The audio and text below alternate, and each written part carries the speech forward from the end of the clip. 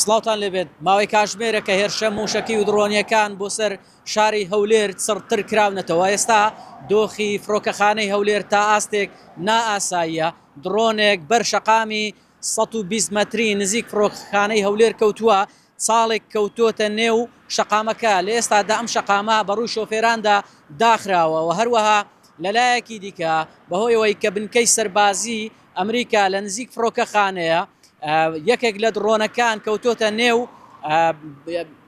یاخود بەپێی ئەو زانیاریانەی کە هێن یەکێک لە درۆنەکان ئامانجەکەی پێکاوە و بەر کۆگایەکی چەک و تەقەمەنی هاوپەیمانان کەوتووە لە فڕۆکەخانە. بەم هۆیەوە تەقەیەکی زۆر دێت، ماوەیەکە دەنگی تەقەیەکی زۆر لە فڕۆکەخانەی هەولێر دەبیسترێت و ئاگرێکی زۆر لە فڕۆکەخانە هەیە. ئەمە بەپێی ئەو زانیاریانەی کە هەن دەنگی تەقینەوەی کۆگای چەک و تەقەمەنی ئەمریکایەکە لەم لە نزیک فڕۆکەخانە هەیە، بەم هۆیە ئاگرێکی زۆر لە فڕۆکەخانە هەیە و هەروەها دەنگی تەقەیەکی زۆریش لەم شوێنە دێت.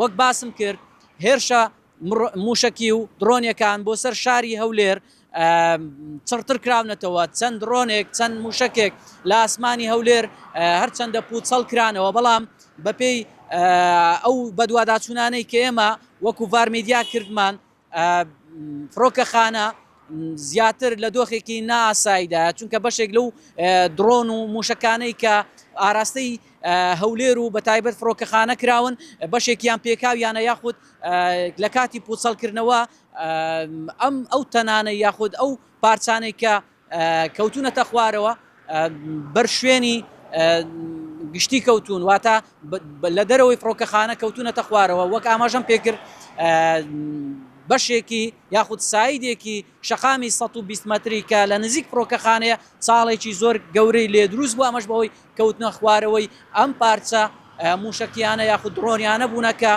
کەوتونەتە ئەو شوێنە. ئێستا بەشەکانی دیکەی شاری هەولێر تا ئاستێک بەشی ڕۆژهەڵات باشوور ئاساین، بەڵام ئەو ئاراستەیە کە موشکەکانی لێوە دێن، موشکەکان لە ئێرانەوە دێن لای کۆنسوڵخانە و هەروەها مەتار کە هەردووچیان لێکەوە نزیکن، دۆخەکەی نائاساییە و ئەمە دوایین زانیارین سەبارەت بەو موشەکانەی کە ماوەی کاتژمێرێکە بە شێوەیەکی چڕ دەکرێنە سەر هەولێر و ئاسمانی هەولێر، بەڵام بەشێکی زۆریان پوچەڵ کراونەتەوە. تەنها دانەیەک یاخود دوو دانە دڵنیانیم کە ئامانجەکەیان پێکاوە و بەنێو فڕۆکەخانە کەوتون. وەک دەزانن فڕۆکەخانەی هەولێر چەند کیلۆمەترێک فراوانە، مەرز نییە هەمووی لە سنتەری فڕۆکەخانە بێ، بەڵکو لەو شوێنە لابەلایەنە کەوتونەتە خوارەوە یاخود پێکاویەتی.